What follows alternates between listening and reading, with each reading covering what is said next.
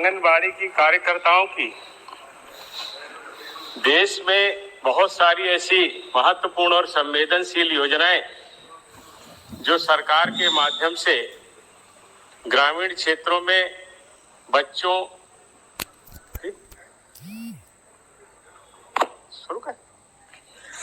के पोषण और महिलाओं के स्वास्थ्य को लेकर के चलाई जा रही हैं, उसमें आंगनबाड़ी की कार्यकर्ता बहनों की बहुत महत्वपूर्ण भूमिका है। पूर्व में जिस तरह से आंगनबाड़ी केंद्र संचालित किए जा रहे थे, उससे जो परिणाम प्राप्त होने चाहिए थे, जो लाभ आंगनबाड़ी केंद्रों के माध्यम से हमारे देश के लोगों को मिलना चाहिए था, वो नहीं मिल पा रहे थे। माननीय अध्यक्ष जी, इसमें मुख्य रूप से आंगनबाड़ी की जो हमारी बहनें होती हैं, उनसे अवैतनिक कार्यकर्ता के रूप में काम करने की अपेक्षा की जाती है। साथ ही आंगनबाड़ी की जो सहायिका और आंगनबाड़ी की कार्यकर्ता होती हैं, उनकी नियुक्ति भर्ती सहित स्कीम के कार्यान्वयन संबंधित सभी मसले राज्य की सरकारों के द्वारा तय किए जाते हैं, जो जिला स्तर पर और उसके बाद ब्लॉक स्तर पर उनकी समीक्षा के साथ वो काम पूरे किए जाते हैं। निश्चित रूप से आंगनबाड़ी की जो हमारी सहायिका हैं, वो बहुत मेहनत कर रही हैं और उसके कारण उनको जो मानदेय देने की बात थी, उसमें भी अभी हमारी सरकार ने काफी बदलाव किया है। लेकिन अगर हम उनके काम के विषय में देखें तो आंगनबाड़ी स्कीम का लक्ष्य 6 वर्ष से कम उम्र के बच्चों, गर्भवती महिलाओं और स्तनपान करने वाली माताओं का समग्र विकास करना है। इसमें पूरक पोषण, सकल स्कूल के पूर्व की जो अनौपचारिक शिक्षा है, उसके साथ साथ पोषण और स्वास्थ्य शिक्षा, टीकाकरण, स्वास्थ्य जांच और रेफरल सेवाओं के जो पैकेज प्रदेश सरकार और केंद्र सरकारों के द्वारा लोगों के जरूरत के लिए बनाए जाते हैं, उसमें उन आंगनबाड़ी की बहनों की बहुत बड़ी भूमिका होती है। वास्तव में पूरी दुनिया में 2030 तक जो सस्टेनेबल गोल प्राप्त करने के लिए प्रत्येक देश ने अपना लक्ष्य निर्धारित किया है, उसमें शिक्षा और स्वास्थ्य हमारे देश के लिए बहुत महत्वपूर्ण है। और चूंकि ये हमारा देश गांवों का देश है और यहाँ पर गांवों तक शिक्षा के लिए लोगों को जागरूक करना और पोषण के प्रति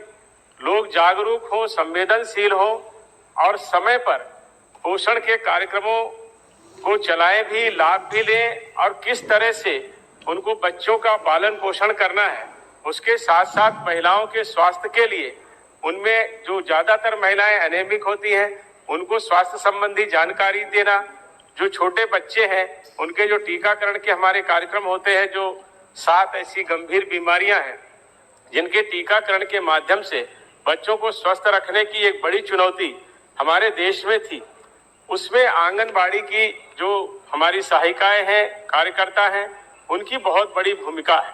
और निश्चित रूप से जिस तरह से वो 6 ये काम कर रही हैं, हमारी जो पहले हमारी सरकारें थी उस समय बहुत विशेष ध्यान इस पर नहीं जा पाया, क्योंकि उस समय ऐसी बात भी नहीं थी। लेकिन 2018 में आंगनबाड़ी केंद्रों की जो सहायिकाएं थी, उनका प्रतिमाह मानदेय 3000 से बढ़ा के 4500 रुपया किया गया है। उसके साथ ही साथ हमारी जो सहायिकाएं होती हैं, उनको 2250 रुपया जो मिलता था, जो 2250, उसको 3500 रुपया किया गया है। साथ ही साथ सरकार ने अन्य अनेक तरह के मानदेय भी आंगनबाड़ी की कार्यकर्ताओं को देने का काम किया है और उन योजनाओं को स्वीकार किया है। लेकिन वास्तव में आजकल के युग में 4500 रुपया भी जिस तरह की वो सेवा कर रही हैं और जिस तरह से वो गांवों में जाकर के कामकाज कर रही हैं, इसके लिए उनको अधिक मानदेय मिलना चाहिए। ये अभी मैं इस पर भी बात करूंगा, क्योंकि ये एक बहुत बड़ा कार्यक्रम है। हमारे देश में लगभग 14 लाख ऐसे आंगनबाड़ी के केंद्र हैं जिसमें आंगनबाड़ी की कार्यकर्ती काम कर रही हैं और उन्होंने उसको निरंतर ऐसे प्रयास करके गांवों में अपनी उत्तम सेवाएं भी दी हैं। हालांकि यह भी तय है कि जो ये हमारी जो योजनाएं हैं ये बहुत ही इस तरह की योजनाएं हैं जिनका व्यापक प्रभाव पड़ता है, जिसका अभी हम लोगों ने देखा भी है। जिस तरह से हमारे प्रधानमंत्री जी ने 1000 दिन का पोषण के लिए एक कार्यक्रम चलाया, अपने देश के बच्चों को कुपोषण से मुक्त करने के लिए उन्होंने एक गर्भावस्था की जो वो होता है उस समय, और उसके साथ साथ 2 साल उन्होंने जोड़े, 730 दिन वो जोड़े और उसके साथ साथ 270 दिन जोड़ करके 1000 दिन की जो स्कीम बनाई, उसके पीछे सीधा सीधा ये उद्देश्य था और ये वैज्ञानिक तथ्य भी है कि गर्भ अवस्था से लेकर के 2 वर्ष तक शिशु का ठीक ढंग से अगर पालन पोषण होता है, उसकी देखभाल ठीक तरीके से हो, तो निश्चित रूप से वो बालक कुपोषित नहीं होता है और भार उसका आयु के हिसाब से और लंबाई इस तरह से अगर बढ़ती है तो जो पोषित बच्चा होता है वो देश के लिए तो एक स्वस्थ नागरिक के रूप में अपनी सेवाएं देता ही है, लेकिन साथ ही साथ देश की अर्थव्यवस्था पर भी उसका व्यापक प्रभाव पड़ता है। इसलिए ये जो आंगनबाड़ी की जो हमारी कार्यकर्ता हैं, इनकी भूमिका को अपने देश के लिए हम लोग समझ सकते हैं। तो उसी क्रम में सरकार ने ऐसे बहुत सारे कार्यक्रम जो ब्लॉक स्तर पर उनको प्रशिक्षण के लिए चलाए जाते हैं, उसके साथ ही साथ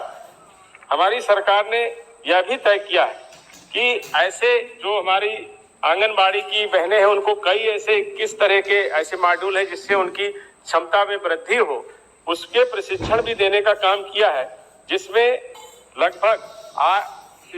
लगभग 9 लाख के करीब ऐसी महिलाएं हैं जिनको ये प्रशिक्षण दिया गया है जो कार्यकर्ता है आंगनबाड़ी की, और उसमें से लगभग 3 लाख के करीब इस तरह की कार्यकर्ता हैं जिनको डिजिटल प्रशिक्षण भी दिया गया है। और आजकल जिस तरह से एक एक कार्यक्रम की जानकारी और सूचनाएं सरकार के द्वारा एकत्रित की जा रही हैं, निश्चित रूप से सरकार प्रशंसा की पात्र है। प्रत्येक योजना की सारी सूचनाएं डाटा वाइज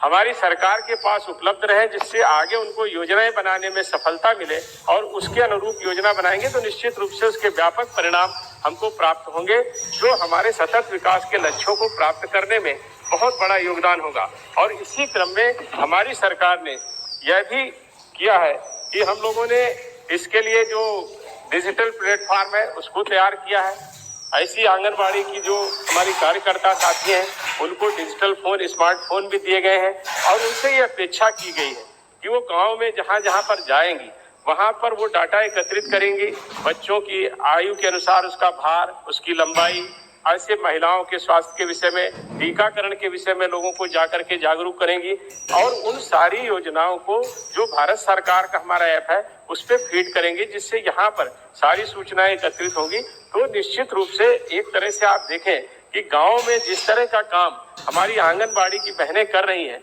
वो निश्चित रूप से एक ऐसा काम है जिसकी प्रशंसा भी होनी चाहिए और उसके अनुरूप उनको सुविधाएं भी देने का काम हमारी सरकार को करना चाहिए, यह भी जरूरी है। अभी जैसे कई जानकारियां आई थी कि कई ऐसे आंगनबाड़ी के केंद्र हैं जो किराए के मकानों में चल रहे हैं, लेकिन हमारी सरकार ने जहां ये तय किया कि हम ऐसे आंगनबाड़ी के जो केंद्र हैं उनके सबके भवन बनाएं, काफी भवन बन चुके हैं, थोड़े से ही ऐसे रह गए हैं। लगभग 4 लाख आंगनबाड़ी के ऐसे केंद्र हैं जहां पर अभी भवनों का निर्माण होना है। उसमें भी सरकार ने मनरेगा से उसको जोड़ दिया है और 5 लाख रुपए तक मनरेगा का उसका उपयोग करके भवन के निर्माण में किया जाता है और उसमें अलग से स्वच्छता कार्य योजना के लिए तहत पेयजल की समस्याओं को दूर करने के लिए 10,000 रुपया और 12,000 रुपया प्रत्येक आंगनबाड़ी केंद्र में शौचालय के लिए भी दिया है। ये निश्चित रूप से सरकार की तरफ से ये प्रयास किया जा रहा है कि आंगनबाड़ी के लिए ठीक ठाक और अच्छे भवन हर जगह पर उपलब्ध हो जाएं। और इसके लिए उन्होंने यह भी कहा है कि अगर जहां कहीं पर भी जमीन नहीं उपलब्ध हो पा रही है वहां 600 वर्ग फुट के ऐसे जो किराए के मकान मिल जाएं, उनको भी वो किराए पर लेकर के जहां पर पेयजल और ऐसी सारी व्यवस्थाएं हों तो वो उसको चलाने का काम हमारे यहाँ ये करने की सुविधा भी सरकार ने दी है। लेकिन उसके बावजूद अभी कई ऐसे केंद्र हैं जहां पर शौचालय और पेयजल की सुविधाएं नहीं है। उसमें लगभग 4 लाख के आसपास ऐसे आंगनबाड़ी के केंद्र हैं जहां पर अभी ठीक ढंग से टॉयलेट्स उपलब्ध नहीं है, और 2 लाख के करीब ऐसी जगहें हैं जहां पर पेयजल की व्यवस्था भी हमारी सरकार को करनी है। मैं माननीय मंत्री जी से यह भी अनुरोध करूंगा कि यह आवश्यक है, क्योंकि अभी जैसे कोविड का जो ये संक्रमण आया, इसके दौरान निश्चित रूप से आंगनबाड़ी के केंद्र बंद रहे हैं। लेकिन अभी जैसे आपने नवंबर में शायद 2020 में नवंबर में कुछ ऐसे जो कंटोनमेंट जोन है जहां पर कोविड का ज्यादा प्रभाव था, उनको छोड़ करके धीरे धीरे आंगनबाड़ी के केंद्रों को खोलने का काम प्रारंभ कर दिया गया है। इसलिए वहां पर भवनों में एक सुसज्जित भवन बने, इसके लिए भी आवश्यक है।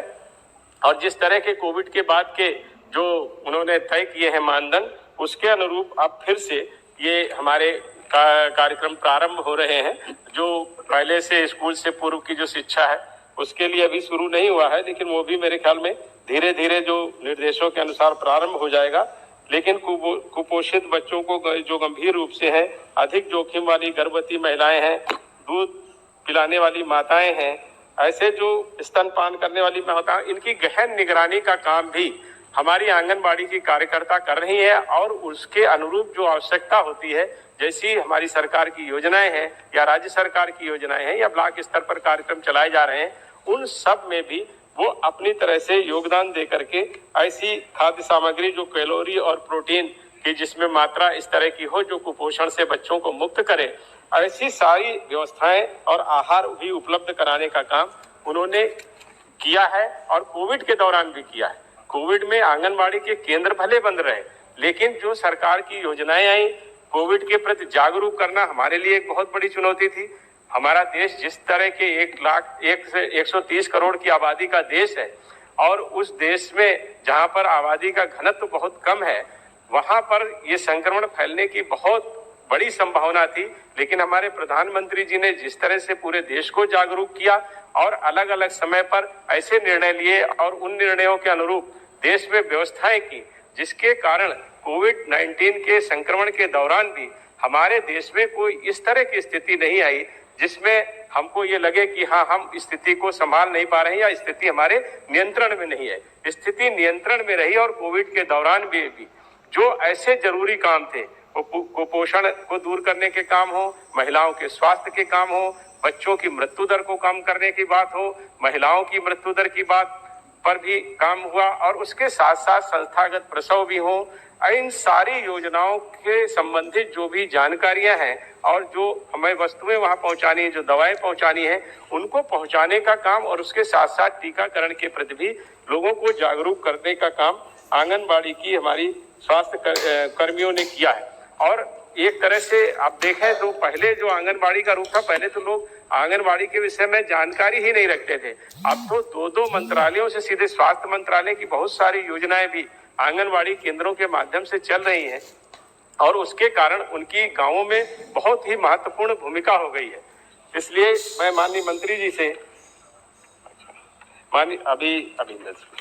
माननीय मंत्री जी से यही अनुरोध करूंगा कि उनकी सेवाओं को देखते हुए जो 4,500 रुपए का हमारी जो मुख्य कार्यकर्ता होती हैं उनको मिल रहा है, मैं समझता हूं कि राज्य सरकार का भी उसमें योगदान होता है, लेकिन अपनी तरफ से आप अगर इस तरह का कोई प्राविधान करेंगी जिससे आंगनबाड़ी की जो हमारी सहायक बहनें हैं उनको कम से कम 10,000 रुपए तक का मानदेय अगर मिल सके, तो ये एक बहुत अच्छा उनके लिए एक तरह से एक अच्छा मानदेय होगा। और जैसी उनकी सेवाएं हैं, उन सेवाओं के अनुरूप उनकी जो एक तरह से हम उनका जो सम्मान है वो सम्मान करने का काम करेंगे। इसके अलावा माननीय सभापति जी, जो मैंने शुरू में कहा कि ऐसे 4 लाख से अधिक आंगनबाड़ी केंद्र ऐसे हैं जहां शौचालय नहीं है, पीने का पानी 2 लाख से अधिक केंद्र ऐसे हैं जहां नहीं है, उनको भी उपलब्ध कराने का काम हमारी सरकार करे। ऐसा मैं चाहता हूं कि इस हमारे जो रेजुलेशन है इसमें ये संशोधन किए जाएं कि इनका मानदेय बढ़ाया जाए और आंगनबाड़ी के समस्त केंद्रों के अपने भवन हो, भवनों में शौचालय, और अगर उनको अपने जो भवन के साथ साथ जहां उनको ये मिले कि कुछ इस तरह की सुविधाएं मिल सकें जिससे आने जाने का उनका काम सरल हो सके, जो भवन हो वहाँ पर फर्नीचर है, अन्य दूसरी जो सुविधाएं हैं वो उनको मिल जाए, लाइट है, ये सारे कामों को हमको करना चाहिए। साथ ही साथ में एक हमारे साथी ने एक मुझे ये पत्र दिया है, तो उसमें भी मैं कहना चाहूँगा, ये हालांकि राज्य सरकार का विषय है, लेकिन माननीय मंत्री जी हैं तो उनके संज्ञान में मैं लाना चाहता हूँ कि जो आंगनबाड़ी केंद्रों पर जो CDPO होती है ब्लॉक स्तर पर, वो ऐसा उन्होंने बताया है कि वो कुछ जगहों पर घूस लेने का काम भी करती है। 2000 रुपया ऐसे उनके मानदेय से ले लेती हैं। हाँ, माननीय सभा, हाँ, अच्छा, इस तरह का घूस लेती है, तो भ्रष्टाचार के पर भी लगाम लगे। और निश्चित रूप से जैसा उनका काम है और जहां से वो निकल करके आती हैं, जिस तरह के कामों को करती हैं, तो इसकी संभावनाएं तो हैं, और इन संभावनाओं को देखते हुए भ्रष्टाचार खत्म हो और आंगनबाड़ी की जो सेवाएं हैं, जिस तरह का उनका काम है, उससे उनके सम्मान के साथ साथ उनको भ्रष्टाचार से भी मुक्त करने का काम करना चाहिए। वैसे मैंने मानदेय बढ़ाने की बात कही है, वो बात उसके साथ ही साथ मैं आपसे एक बात और कहना चाहूँगा कि हमने जैसे ये कहा है कि कई बार पहले शिकायतें आई हैं, इधर कोई ऐसी शिकायत नहीं आई कि जो आंगनबाड़ी केंद्र की जो महिलाएं हैं उनके शोषण की भी बहुत सारी शिकायतें प्रदेश स्तर पर प्राप्त हुई है, और वो उनके लिए एक इस तरह की विधि संचालित है जो प्रदेश में उनके इस तरह के जो घटनाक्रम होते हैं उसमें वो काम करती है। बस दो चार मिनट रुक जाइए। तो वो उसके लिए काम करते हैं, लेकिन हमारी जो केंद्र की सरकार है उसमें भी माननीय मंत्री जी ने एक प्रश्न के उत्तर में ये बात कही थी कि अगर प्रदेश स्तर से तो उन सारे ऐसे मसलों को देखा जाता है और उनके विरुद्ध जो आवश्यक कानूनी कार्रवाई होती है उसको किया भी जाता है, लेकिन अगर केंद्र स्तर पर भी ऐसी कोई शिकायत आती है तो माननीय मंत्री जी और सरकार उसका संज्ञान लेती है और संबंधित को उसके लिए कहती है। लेकिन मैं ये समझता हूँ कि इतना ही पर्याप्त नहीं है। ये एक तरह से किया जाता है, लेकिन जिस तरह का एक लंबा स्ट्रक्चर है, एक बड़ा नेटवर्क आंगनबाड़ी का है, तो इसमें कुछ इस तरह की बात जरूर शामिल करनी चाहिए जिससे आंगनबाड़ी की जो हमारी सहायिकाएं हैं या उनके जो आंगनबाड़ी की कार्यकर्ता हैं उनको पूरी तरह से शोषण और भ्रष्टाचार से मुक्त करने के लिए कुछ इस तरह के कानून में बदलाव करने चाहिए कि जो इस तरह की सामाजिक कार्यकर्ताएं हैं उन कार्यकर्ता को एक अतिरिक्त आवरण और कवच हमको उपलब्ध कराना चाहिए जिससे वो शोषण से मुक्त हो सके। एक अंतिम बात मैं माननीय मंत्री जी के माध्यम से और चाहूंगा और इस रेजोल्यूशन में शामिल करने की प्रार्थना करूंगा